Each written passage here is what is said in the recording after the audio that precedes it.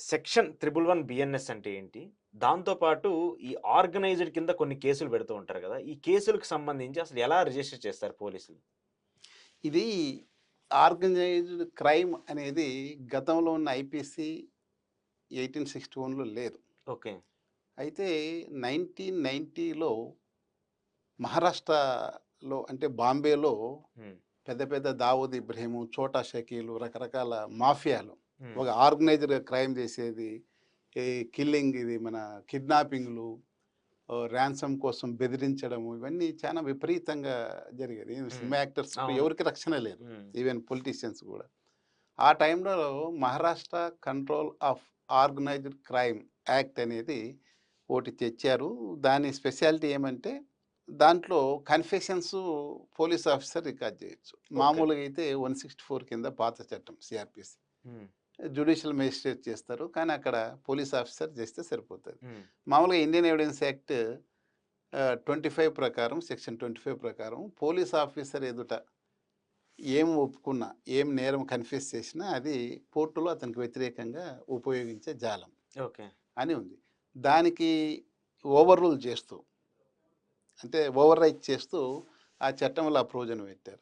అదేవిధంగా చాలా ప్రిజంప్షన్స్ పెట్టారు. హ్మ్. ఒక వ్యక్తి దగ్గర తుపాకీ ఉంది అంటే అది సీజ్ చేస్తే ప్రూవ్ అయితే ఇంక దానికేం పెద్దగా ప్రాసిక్యూషన్‌లో వానికి ఇంకా వేరే సాక్ష్యాలు అవసరం లే. ఇంక కోర్టు ప్రిజ్యూమ్ చేసుకోవచ్చు అతని దగ్గర తుపాకీ ఉందని. ఈ హ్మ్. విధంగా చాలా ఉన్నాయి దాంట్లోనే. ఓకే. అసలు ఫండమెంటల్ రైట్స్‌కి అన్నీ దాదాపు టోటల్ క్లోజ్ ఉంది. ఎందుకంటే ఆ రోజు పరిస్థితులు అలా ఉండే. ప్రజలు హ్మ్. కూడా ఒప్పుకున్నారు. సరే తర్వాత కోర్ట్స్ కొన్ని ఒక 4, 5 ఇయర్స్ లోపల కోర్ట్స్ దాన్ని తగ్గిస్తా వచ్చింది. దాంట్లో ఉన్న సెక్షన్ యాజ్ ఇట్ ఈస్‌గా అమల్లోకి చేసుకుంటూ ఇలా వచ్చారు. ఇక్కడ ఆర్గనైజ్డ్ క్రైమ్ అంటే మిగతావేం పెట్టలేదు. హ్మ్. ఈ ఎవిడెన్స్ యాక్ట్‌లో ప్రొవిజన్స్ లేకపోతే సిఆర్‌పిసిలో కేస్ ఇన్వెస్టిగేషన్ ప్రొసీజర్స్‌లో ఉన్న వెసులుబాట్లన్నీ ఏం పెట్టలేదు గానీ, హ్మ్. ఆర్గనైజ్డ్ క్రైమ్ అంటే సేమ్ దాన్నే తీసిపెట్టారు. మన ఓకే. ఏపీలో గూడా 2011 అనుకుంటా. హ్మ్. ఏపీ కంట్రోల్ ఆఫ్ క్రిమినల్ అది ఆర్గనైజ్డ్ క్రైమ్ అని ఏపీ కోకా అనేది ఒకటి తెచ్చారప్పుడు. హ్మ్.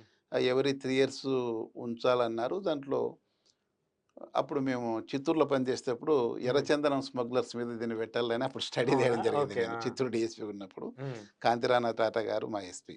హ్మ్. అప్పుడు చూస్తే ఇది 3 ఇయర్స్ ఉంటది. హ్మ్.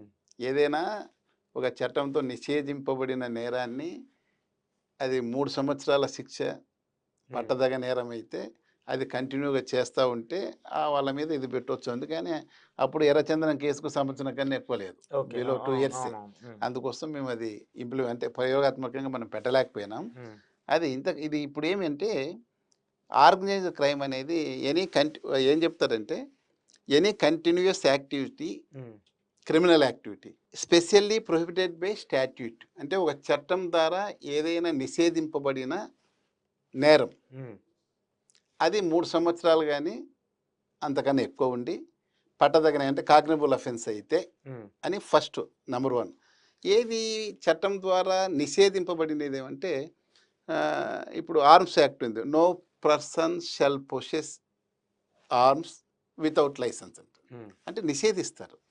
తర్వాత సారాయి మద్య నిషేధం ఉంది. దాన్ని అది గూడా చేయకూడదు. అవును. నిషేధం హ్మ్. అయితది. ఈ విధంగా ఒక చట్టం ద్వారా నిషేధింపబడిన పనిని ఆర్గనైజ్డ్‌గా చేస్తే అది. ఆహ్, హ్మ్. ముందు అంటే అతన్ని హ్మ్. ఈ కంటిన్యూయస్ యాక్టివిటీ క్రిమినల్ యాక్టివిటీకి ఆ హ్మ్. పదం వాడతాడు. హ్మ్. పెడుతూ ఏమేమి ఇంక్లూడ్ చేస్తారంటే అవే కాకుండగా అంటే ఒక ప్రత్యేక చట్టం ద్వారా నిషేధింపబడిన 3 సంవత్సరాల పైబడి శిక్ష ఉన్న నేరాలే కాకుండా ఈ kidnapping, hmm. Robbery. Robbery, hmm. Vehicle theft, extortion, land grabbing, hmm. Contract killing, hmm. Cyber crimes, human trafficking, human trafficking for prostitution, hmm. Human trafficking for ransom hmm. అంటే డబ్బుల కోసం, హ్మ్.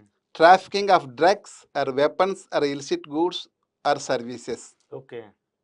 వీటికి చి సంబంధించివన్నీ ఉంటాయి. ఇవన్నీ ఈ నేరాలు గూడా కలిసుంటాయి. హ్మ్. ఆ నేరాలు గూడా ఎలా జేయాలంటే by use of violence, okay. Threat of violence అంటే హ్మ్. హింస ఉండాల. హ్మ్. క్రిమినల్ ఇంటిమిడేషన్ బెదిరింపులుండాల. హ్మ్. Coercion or by any other unlawful. Unlawful means ఎందుకు జేయాలది? To obtain direct or indirect material benefits అంటాడు. ఎందుకు ఈ నేరాలన్నీ ఎందుకు చేయాలంటే వానికి ఒక మెటీరియల్ బెనిఫిట్ ఉండాలా, ఇంక్లూడింగ్ ఫైనాన్షియల్ బెనిఫిట్, డబ్బులు కానీ లేకపోతే ఇంకా వస్తు రూపేనా మెటీరియల్ బెనిఫిట్ కోసం ఈ నేరాలు చేయాలి. అంటే మీకు మనకు అర్థమవుతుందంటే ఈ అన్ని నేరాలు కూడా డబ్బు కోసం, హింసని ఉపయోగిస్తూ డబ్బు కోసం చేయాలి. పైగా అది ఆర్గనైజ్డ్ క్రైమ్ కావాలంటే అటువంటి నేరానికే గతంలో ఒక 10 సంవత్సరాలు మనం బ్యాక్ పోతే కనీసం 2 సందర్భాల్లో అతని మీద ఛార్జ్షీట్ ఫైల్ చేసి ఉండాలా, కోర్ట్స్ కూడా వాటిని కాగ్నిజెన్స్ లేక తీసుకుండాల, విచారణకు తీసుకుండాలా, యాక్సెప్ట్ చేసి ఉండాలా. ఇప్పుడు ఫర్ ఎగ్జాంపుల్ ఎలా ఉంటుందంటే కాంటాక్ట్ కిల్లింగ్ అనేది ఒకటి ఉంది.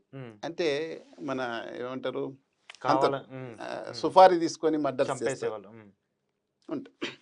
ఇప్పుడు ఒక వ్యక్తి సుఫారీ తీసుకొని ఒక ఆర్గనైజర్ 10 మంది కలిసి చేస్తారనుకో, ఆర్గనైజ్డ్ క్రైమ్ వస్తుంది. కానీ ఎప్పుడైతుంది అది గతంలో 2 మాటలు అటువంటి సందర్భాలనే అటువంటి మర్డర్ కేసుకే, కాంట్రాక్ట్ కిల్లింగ్ కేసుకే ఛార్జ్షీట్ వేసి కోర్టు వాటిని కాగ్నిజ్ తీసుకుని ఉండాలి. ఒకవేళ అతనికి ఏదో వ్యక్తిగతంగా వేరేవాడిని చంపాడు అనుకో, ఏదో డబ్బుల గొడవనో లేకపోతే లేడీస్ విషయంలోనో 2 మాటలు చంపి 2 ఛార్జ్షీట్లు ఉంటాయి. కానీ అది కాదు, ఇది కాంటాక్ట్ కిల్లింగ్ మాత్రమే చేసి ఉంటేనే ఇప్పుడు అది ఆర్గనైజ్డ్ క్రైమ్ అవుతుంది. అంటే సిమిలర్ అఫెన్స్కే 2 మాటలు ఛార్జ్షీట్ వేసి ఉండాలి.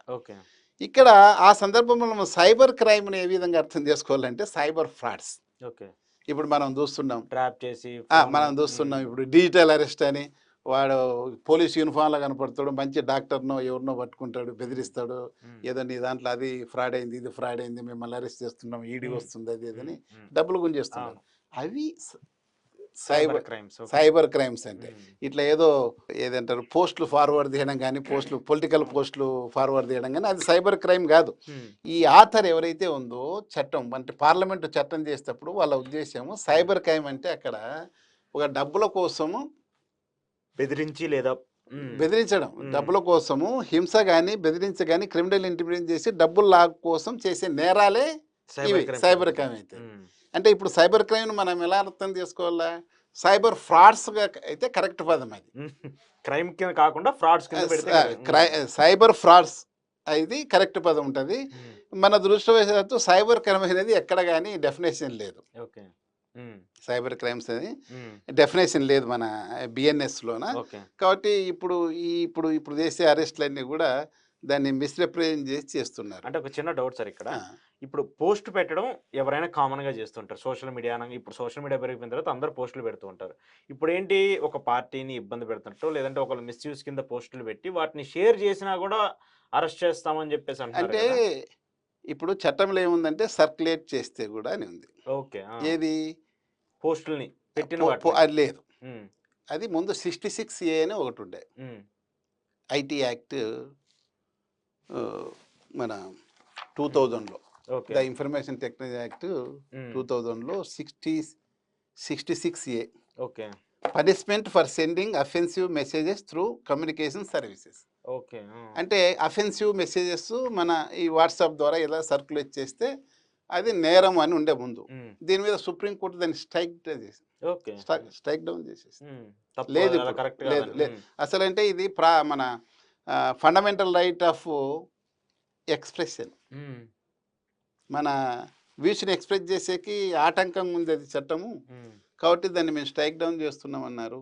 మేము కూడా అప్పటికప్పుడు ఇంకా కేసులు పెడతా ఉండే మా వాళ్ళు, మళ్ళీ సర్క్యులర్స్ మీద సర్క్యులర్స్ ఇచ్చేసి ఎక్కడైనా పెట్టింటే అన్నీ కూడా క్లోజ్ చేసేసుకోండి అని క్లోజ్ చేసేసాం. అది ఇప్పుడు అది పెట్టడం లేదు. కానీ అదే మ్యాటర్కు 67 అని పెడతా ఉన్నారు.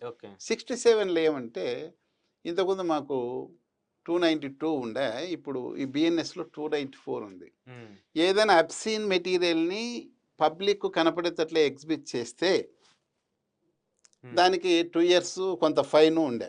అంటే మేము ఎలా చేస్తుంటే అది పెట్టి కేసు, బస్టాండ్లలో అక్కడ ఇక్కడ దుకాణాల్లో సెక్స్ బుక్స్ అవి పెడితే దాన్ని రైడ్ చేసి పట్టుకొని వచ్చి పెట్టి కేసు పెట్టి మనం క్రిమినల్ కేసు పెట్టి ప్రాసిక్యూట్ చేస్తుంటాం. వెరీ పెట్టి కేసు అది.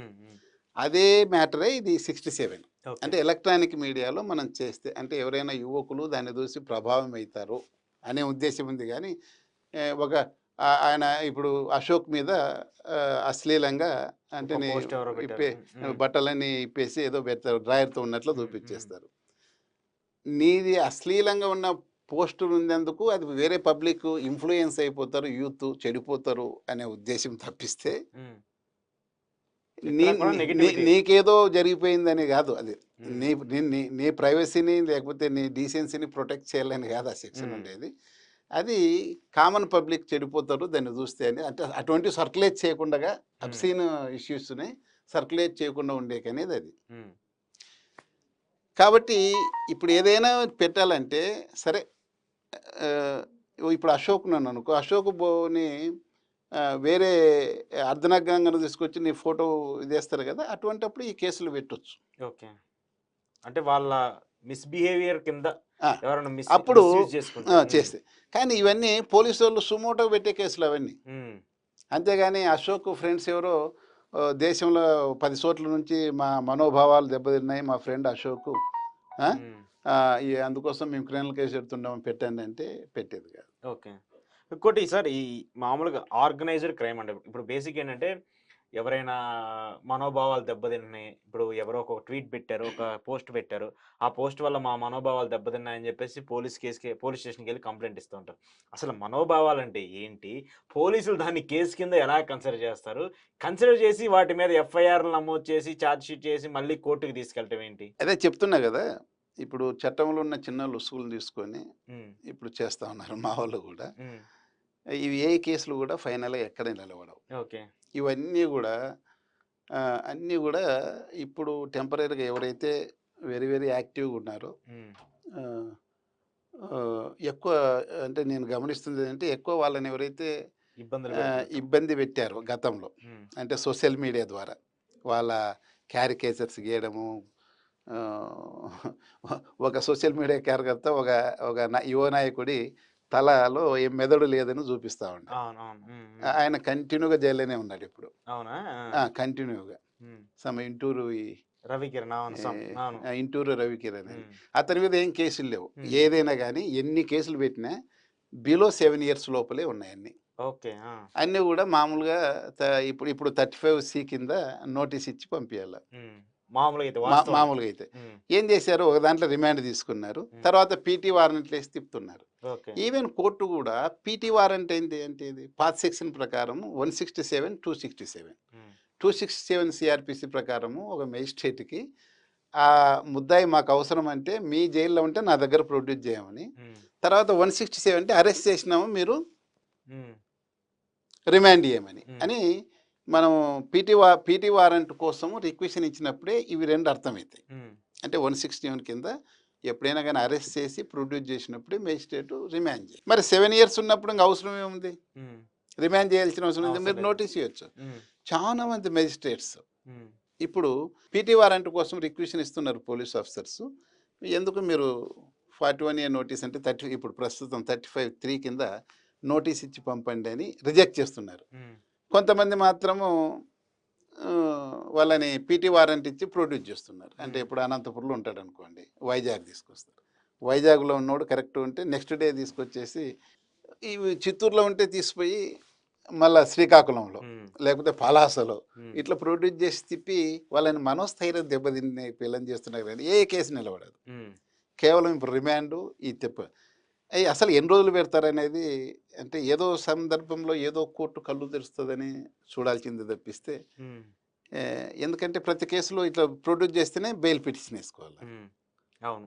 ఆ బెయిల్ రాకముందే ఇంకోసాట మనోభావాలు దెబ్బతింటాయి, ఇంకోసాట మనోభావాలు దెబ్బతింటాయి సేమ్ అఫెన్స్కే. హ్మ్. మనకు కాన్స్టిట్యూషన్లో డబుల్ జియో పార్టీ మీద ప్రొటెక్షన్ ఉంది. Hmm. No person shall be prosecuted and convicted for the same offence more than once అని. హ్మ్. ఓకే. ఈ కన్విక్షన్ ఇచ్చిపెట్టి ముందు ప్రాసిక్యూషన్ అనేది జరుగుతుంది కదా. హ్మ్. ఒకే అఫెన్స్కి ఒకసారి ప్రాసిక్యూషన్ జరగాల కానీ అన్నిట్లో మోర్ ఉండదు. దాన్ వన్ వన్ కాదు కదా. హ్మ్. అవును. ఎన్ని కరెక్టే కదా! చోట్ల జరుపుతారు దేశమంతా? హ్మ్. 30 కేసులు ఉంటే 30 కేసుల దగ్గర పెడతారా? సేమ్ అఫెన్సే ఉంటాయి, ఏముంటుంది హ్మ్. అది. యాక్చువల్గా అది పెట్టాల్సింది పోలీసు వాళ్ళు. 67 అనేది సుమోటో కేసు అది. హ్మ్. అబ్సీన్ మెటీరియల్ నువ్వు పబ్లిక్కి వదిలినావు కాబట్టి వాళ్ళ మనోభావాలు ఏదో అది అది కావాలంటే డెఫినేషన్ సూట్ వేసుకోవచ్చు వాళ్ళు. హ్మ్. 500 కింద ఉమ్, ఐపీసీ 500 కింద డెఫమేషన్ సూట్ వేసుకోవాలి వాళ్ళు. ఉమ్, డెఫమేషన్ కేసు పెట్టుకోవచ్చు. ఒకవేళ ఇప్పుడు పవర్లో ఉండి ఈ ఉన్న రాజకీయ నాయకులైతే లేకపోతే ఉద్యోగస్తులైతే గవర్నమెంటే ప్రాసిక్యూట్ చేస్తుంది వాళ్ళని. ఉమ్. ఇక్కడ ఇంకో పాయింట్ ఏంటంటే సార్, మామూలుగా ఇప్పుడు ప్రైమా ఫేసి లేకుండా ఏ కేసు అయినా పెట్టడానికి లేదు కదా. అంటే ప్రైమా ఫేస్ అంటే ఎలా ఉందంటే ఇప్పుడు మొన్న నేను హైకోర్టులో అటెండ్ అయినా ఒక కేసుకు సంబంధించి. కేసుకి అటెండ్ అవుతున్నాను నేను. అంటే ఉమ్, చూశాను నేను. ఉమ్, అంటే